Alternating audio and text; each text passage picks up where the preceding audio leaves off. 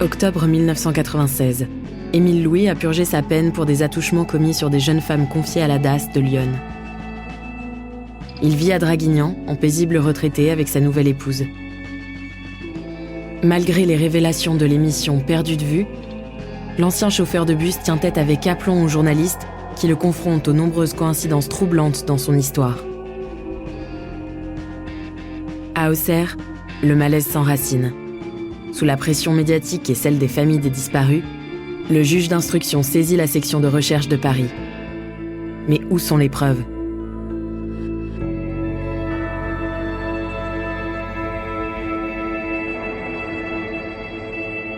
Vous écoutez La conspiration du silence, épisode 1, Émile Louis, la traque.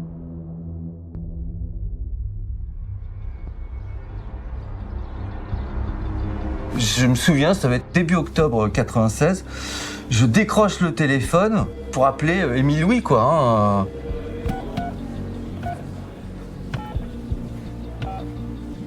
Monsieur Louis, voilà, j'appelle Stéphane Maquin, je travaille à TF1. Ah, c'est vous qui dites du mal de moi à la télé depuis des mois ? Eh ben, il serait bien temps que vous m'écoutiez, hein. Je dis, ok, c'est bon, on y va. Et j'y vais avec Frédéric Vézard de VSD, on se dit on va faire le coup ensemble.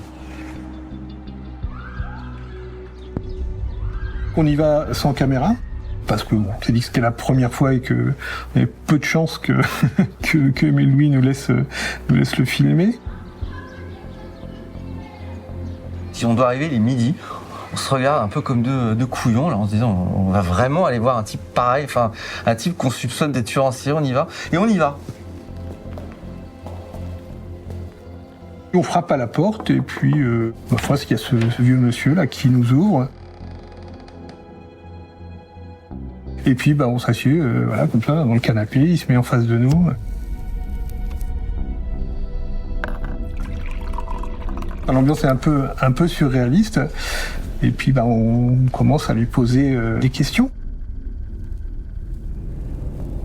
Et on va lui mettre pendant 3 heures tous les arguments possibles et imaginables en face de lui. À tel endroit, à tel moment, vous étiez là. Mais reconnaissez, on lui sort tous les détails de l'affaire, tout ce qu'on connaît précisément à ce moment-là. C'est pas moi, c'est un coup monté, c'est machin. Ah, celui-là, il m'aimait pas. Et puis peu à peu, il y a des petites choses un peu bizarres qui commencent à apparaître. C'est-à-dire que comme le gars est malgré tout assez content de lui, il commence à dire oui qu'il a pu avoir des relations sexuelles avec les unes et les autres. On sent quand même une espèce de malaise, quoi. Voilà, ce vieux monsieur là qui nous parle de ses relations très ambiguës avec des handicapés de 17 ans. Au bout de 3 heures, on a fait le tour. Moi, je suis pas la justice, je suis pas la police. Je peux pas le mettre en garde à vue, le mec. Donc, merci monsieur, au revoir.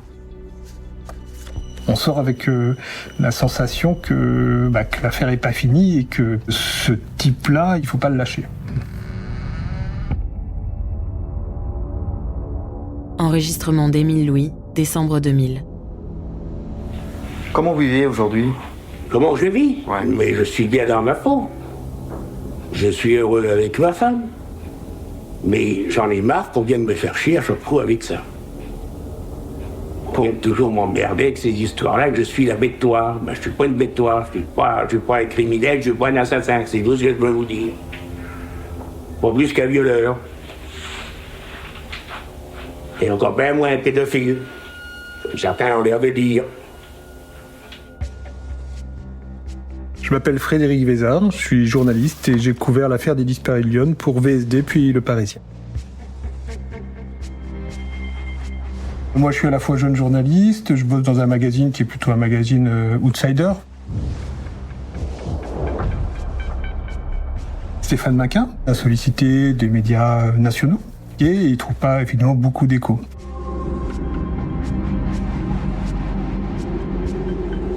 J'ai dit à Stéphane, écoute, on va travailler ensemble, ça m'intéresse. Et donc je suis parti pour la première fois à Auxerre.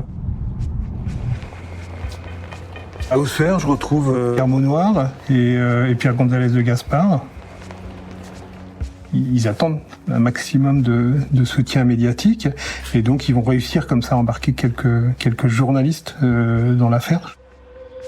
Dès que la Cour d'appel de Paris a demandé d'instruire, là, tout le monde s'est engouffré. Hein.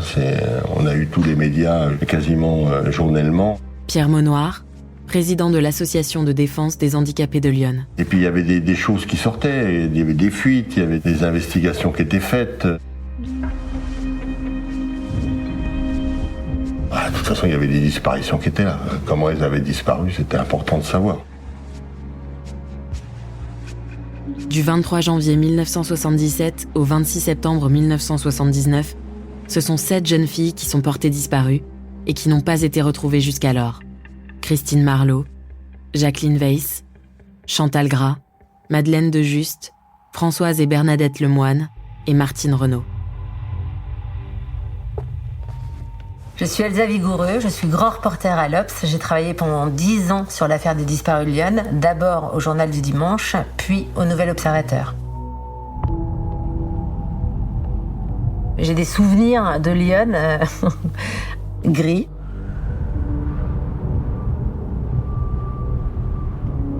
Toujours une espèce de ciel bas. Je me souviens que j'avais aussi beaucoup de difficultés pour que les gens me parlent. En fait, j'y allais beaucoup, mais je revenais souvent les mains vides. Je me souviens d'avoir pas mal erré, en fait. Je cherchais les ambiances de ce qu'avaient pu vivre les victimes, et je cherchais les ambiances des centres qui étaient visés. Et en fait, je trouvais rien, je trouvais que des portes closes. Je me rends compte maintenant que l'ambiance que je trouvais, c'était l'ambiance qui calfeutrait, en fait, tout ce passé qu'on voulait pas voir.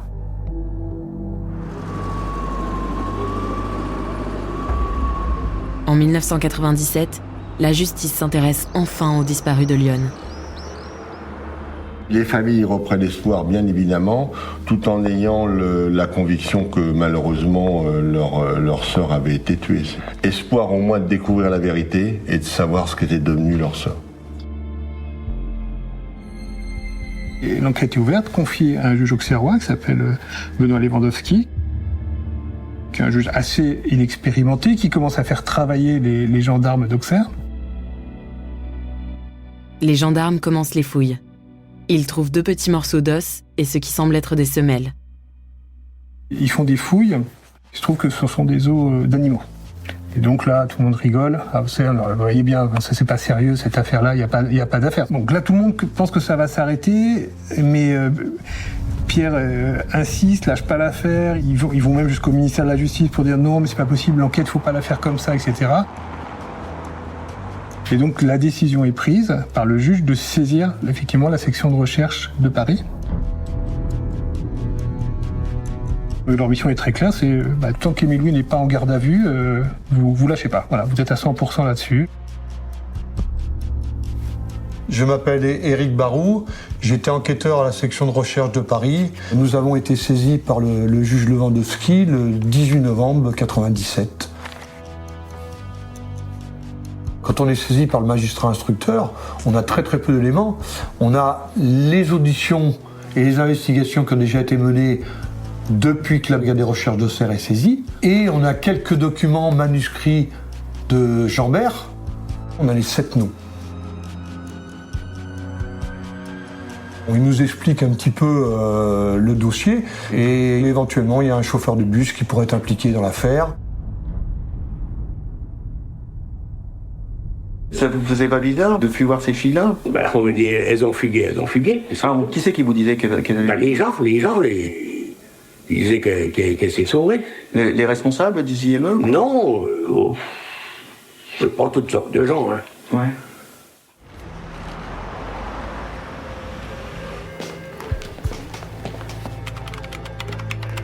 Les gendarmes, ils vont d'abord faire le travail qu'aurait dû être fait à l'époque, dans les années 70, c'est-à-dire s'assurer que ces jeunes filles n'étaient pas en fugue.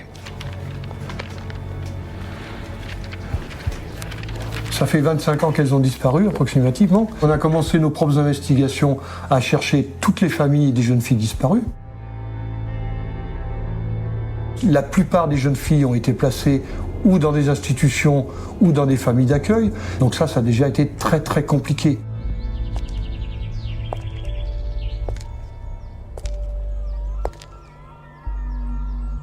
On est des enfants de la DAS, ma sœur, mon frère et moi-même. Jean-Pierre Vess, frère de l'une des disparues. Nous avons été placés dans une famille d'accueil qui était le gardien d'un château à Villesargeau, qui était la famille Louis. J'avais 12 ans. Donc j'y suis resté 1 an.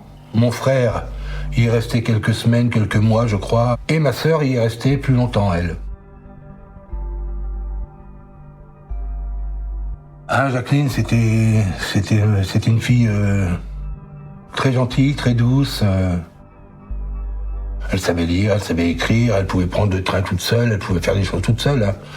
Mais bon, voilà, elle avait des lacunes sur pas mal de choses, mais elle était légèrement déficiente, oui. Ben, c'était une vie sympa, hein. On vivait dans un château, il y avait un pigeonnier, il y avait des grandes allées, il y avait une forêt derrière, on pouvait faire plein de choses. C'était plutôt très agréable, il y avait un étang, on pouvait pêcher. Émile Louis, j'avais mes yeux d'enfant, c'était un monsieur rondouillard, des cheveux gris, des bonnes joues bien rouges, une grosse voix qui portait quand même, qui était très, très dur avec certains de ses enfants et moins avec d'autres. Mais pour ma part, tout se passait bien. Je veux dire, il n'y a jamais eu de violence exercée sur moi, ni de gifles, ni de coups de pied, ni rien du tout. Donc moi, je m'amusais comme un môme, voilà. Jacqueline Veil s'est aperçue pour la dernière fois à Avallon, où Émile Louis la menait prendre un emploi.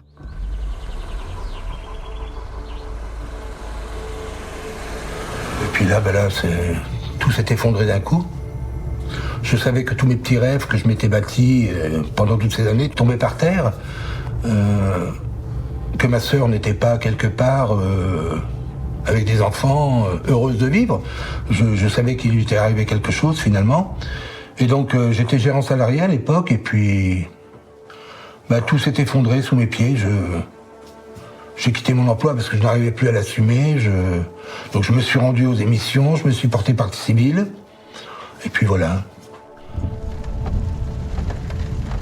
Quand nous sommes saisis, comme tout enquêteur, on ouvre plusieurs pistes pour ne pas qu'on nous reproche à un moment donné d'avoir travaillé que sur une seule piste.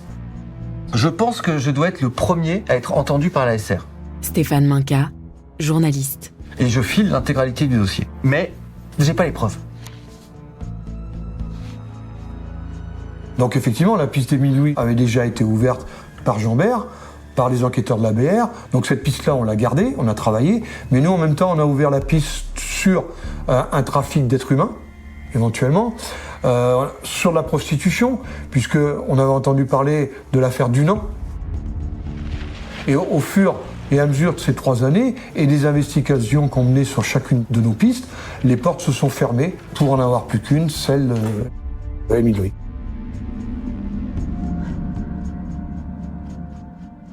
Il fallait trouver des preuves, des éléments matériels qui permettent d'aller chercher Émile Louis, de le placer en garde à vue et de le confronter à des éléments. Et ça, c'était plus compliqué, parce que 20 ans après, comment faire ? Il n'y aura jamais de preuve contre Émile Louis.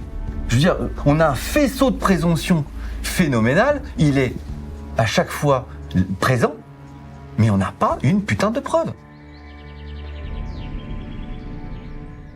Après le passage à l'émission Perdue de vue pour la première fois, Madame Delagneau m'a téléphoné en me disant que Émile Louis avait fait des choses terribles, mais qu'elle ne pouvait pas en parler parce qu'elle avait peur pour ses enfants, voilà. C'est comme si elle me demandait pardon finalement pour Jacqueline.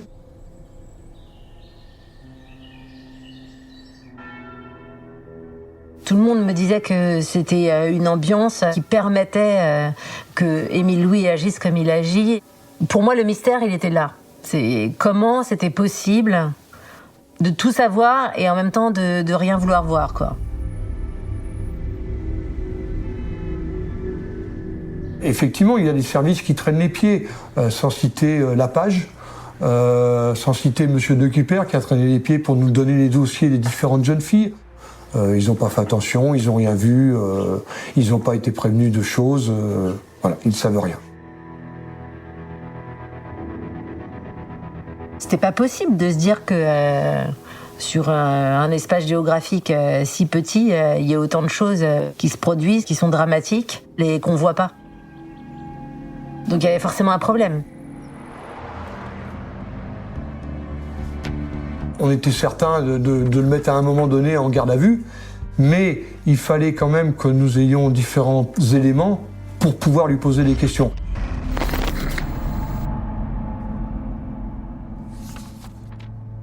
On se rend compte avec Pierre Maunoir qu'on a peu de retours sur cette enquête. Corinne Herman, avocate spécialiste des cold cases.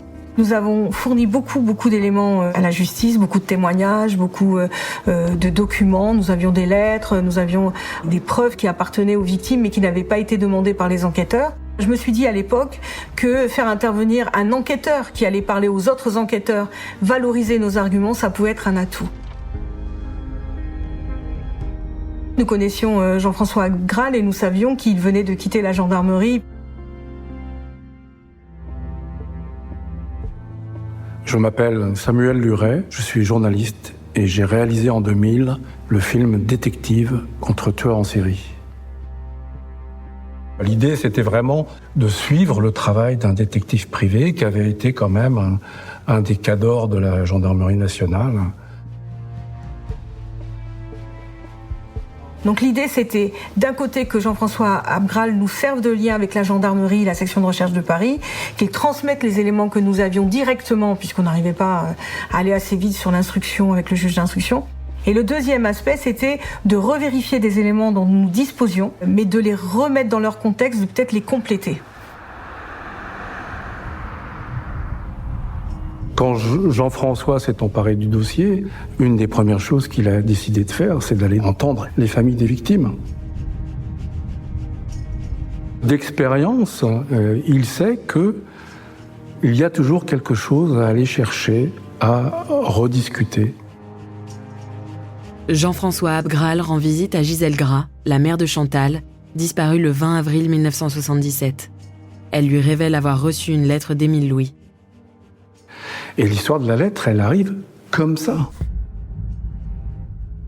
La lettre date de quelques semaines avant la disparition de Chantal. Émile Louis donne rendez-vous à la mère de sa future victime, un rendez-vous qui doit rester secret. Ma chère amie, je me permets de venir bavarder un petit instant avec vous. J'espère que cela ne vous ennuiera pas de trop. J'ai eu votre adresse par votre fille et je lui avais dit que je vous enverrais un petit mot. Surtout que cela reste entre nous. Ça ne regarde personne, et encore moins Madame Maudier.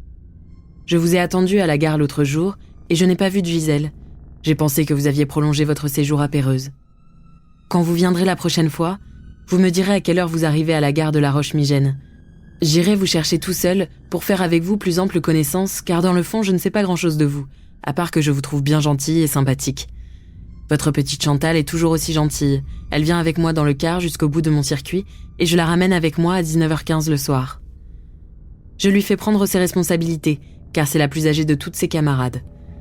Elle est responsable de la discipline à l'intérieur de mon car, tâche qu'elle prend beaucoup à cœur. J'espère, ma chère Gisèle, que vous ne vous ennuyez pas de trop. Recevez d'un ami ses amitiés sincères, et bonne santé, courage, Émile. Jean-François Abgral, il s'est attaché à comprendre le profil psychologique du personnage. Comprendre comment le tueur fonctionne, comment il approche ses victimes, comment il met en scène ses meurtres, comment il les camoufle. Comprendre ça, c'est être au cœur de la personnalité du tueur. Il a été dans la tête du tueur.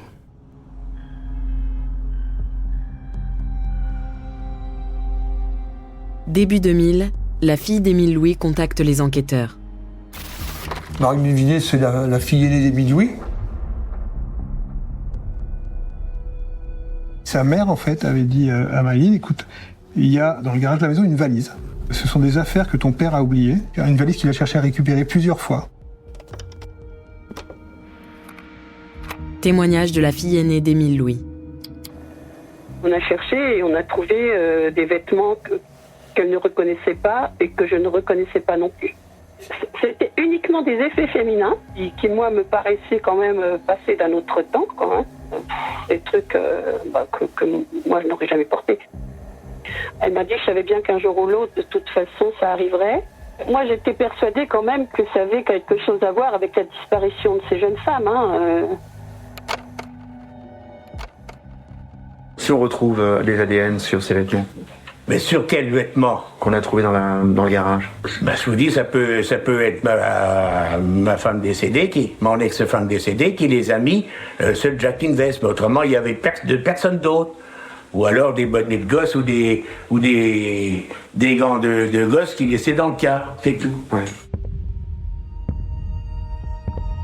Dans cette valise, en fait, il y avait des vêtements féminins qui vont être donc récupérés par les gendarmes, sur lesquels on va chercher de l'ADN, etc., etc. On va rien trouver, parce que la police scientifique à l'époque peut-être pas aussi performante qu'aujourd'hui. Mais ce qui va être décisif, c'est qu'il y a l'un des manteaux qui va être reconnu par la famille de Madeleine de Juste, qui est une des disparues. Là, il y avait un élément qui reliait Émile Louis à une disparue.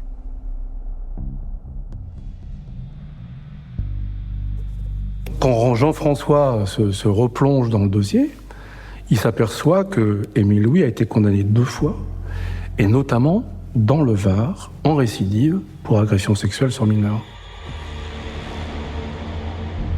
Là, nous, on est en 2000, les faits datent de 89, et donc, mon enquêteur qu'il est, il descend dans le Var pour aller interviewer un des parents des petites victimes. Le père de l'enfant rapporte à Jean-François Abgral des propos d'Émile Louis. Il lui dit aimer violer les femmes, leur faire du mal et les laisser pour mortes. Il lui avoue l'avoir déjà fait.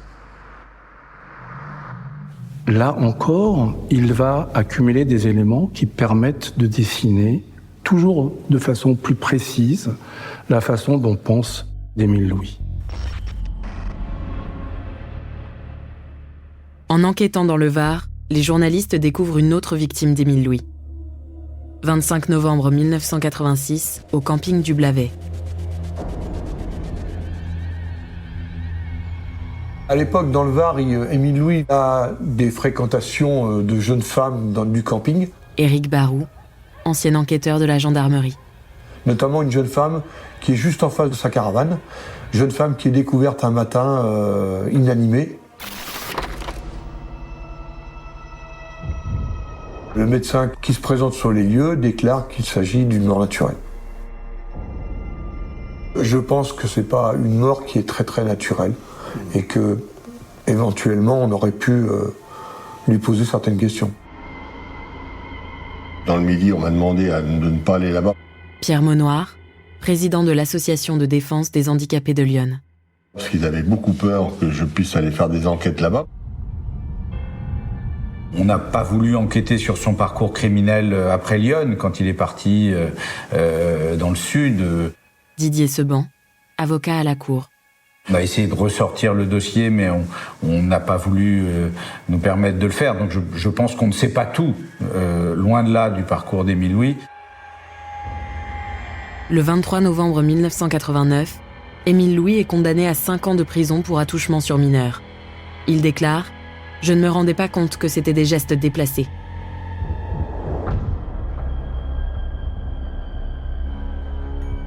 Vous avez fait combien de prison pour vous 2 ans.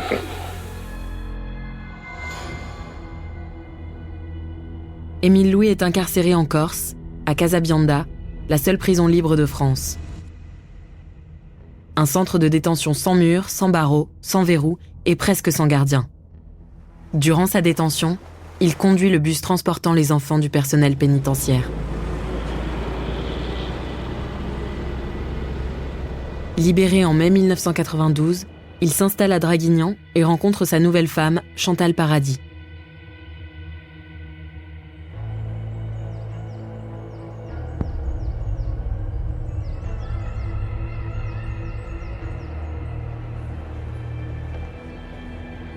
Vous êtes mariés depuis quand? Ah, nous sommes mariés depuis 92. Hein, chérie? Oui. Et ici, comment ça se passe? Très bien. Les gosses, ils viennent chez moi, vous voyez, les gosses, des fois, ils viennent manger là. Ça s'est toujours très bien passé.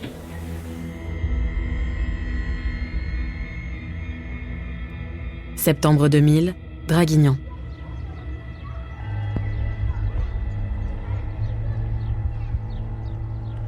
Alors ma première rencontre avec Émile Louis, on est en septembre 2000. Samuel Luret, journaliste. Ça fait déjà des mois que je suis Jean-François Abgral dans son enquête. Je connais suffisamment le dossier pour me dire que le moment est venu maintenant pour aller recueillir la parole de celui qui reste, à ce moment-là, toujours le suspect numéro 1.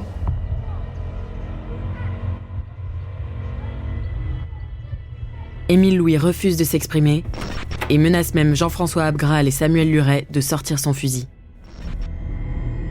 Et puis dans le fond, on sent qu'il est quand même très intrigué. C'est un homme qui a malgré tout besoin de savoir ce qui se passe autour de l'affaire qui le concerne.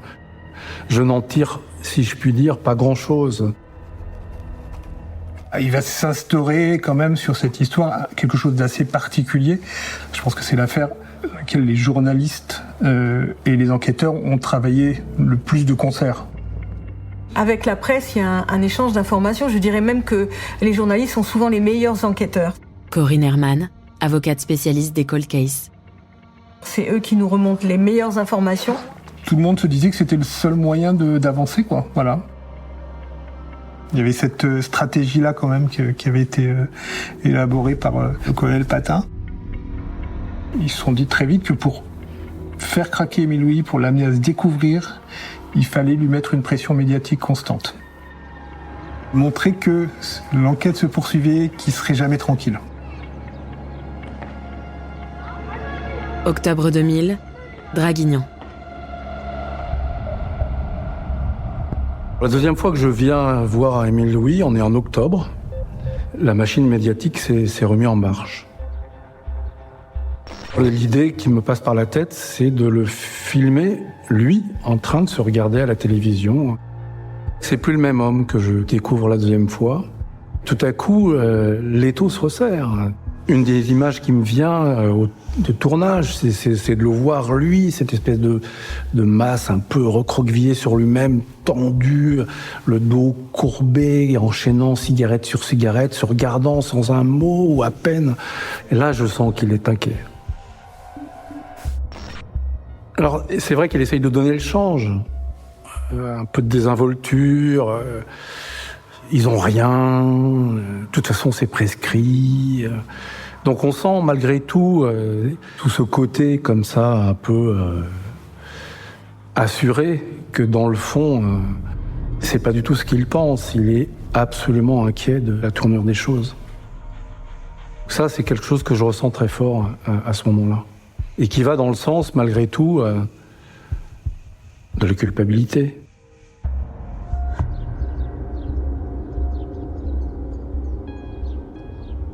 C'était un phénomène, c'était quelque chose... On pouvait interroger cet homme accusé quand même de cette disparition. Il y a des gens qui ont peur de vous, quoi. Peur de moi? Pourquoi donc peur de moi? Non, je sais pas. Alors, je suis pas méchant pour dessous. On voit son comportement, sa parole, sa façon de s'exprimer, sa façon de bouger, sa façon de se comporter. Aujourd'hui, on peut en parler, on n'en parlait pas à l'époque, mais oui, moi j'avais fait un travail avec les gendarmes, je leur avais donné les rushs des journalistes. On avait travaillé avec des psychologues et des psychiatres sur le comportement d'Émile Louis, sur ces images. Mais vous allez pisser le long du mur, là. Hein? Un gamin passe, ah, j'ai vu sa caquette. Ben ça suffit, vous êtes un pédophile. Novembre 2000, Draguignan. Quand je reviens, on est en novembre.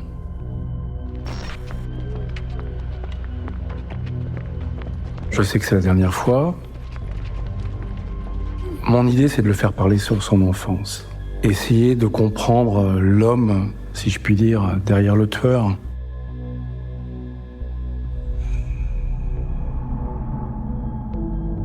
Ce qu'il me raconte ce jour-là, c'est qu'il a été le témoin d'une scène d'humiliation. Ces 3 sœurs vont se faire tondre à la Libération. Il ne joue pas. Et voilà, il nous a obligés à nous mettre derrière lui, il veut plus montrer. Il est courbé, rentré. Et pourtant là, dans ce qu'il raconte, on sent qu'il y a quelque chose comme ça qui vient des profondeurs, qui le submerge et il s'effondre. Et moi-même, je l'avoue, il m'a ému. Émile Louis m'a ému. Le 11 décembre, on descend sur Draguignan, on met tout en place. Éric Barou, ancien enquêteur de la gendarmerie. Et on décide l'interpellation le 12 décembre, au matin.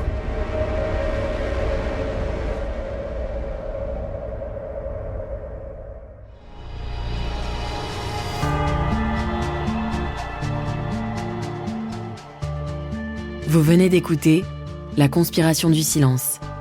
Si vous avez aimé ce podcast, vous pouvez vous abonner sur votre plateforme de podcast préférée et suivre Initial Studio sur les réseaux sociaux. La Conspiration du silence est un podcast d'Initial Studio, adapté de la série documentaire audiovisuelle éponyme, coproduite par Amda Productions et France Télévisions, et écrite et réalisée par Vincent Hérissé et Thierry Fournet. Production exécutive du podcast, Initial Studio. Production éditoriale, Sarah Koskiewicz et Marie Agassan. Montage, Johanna Lalonde, avec la voix d'Alix Martineau.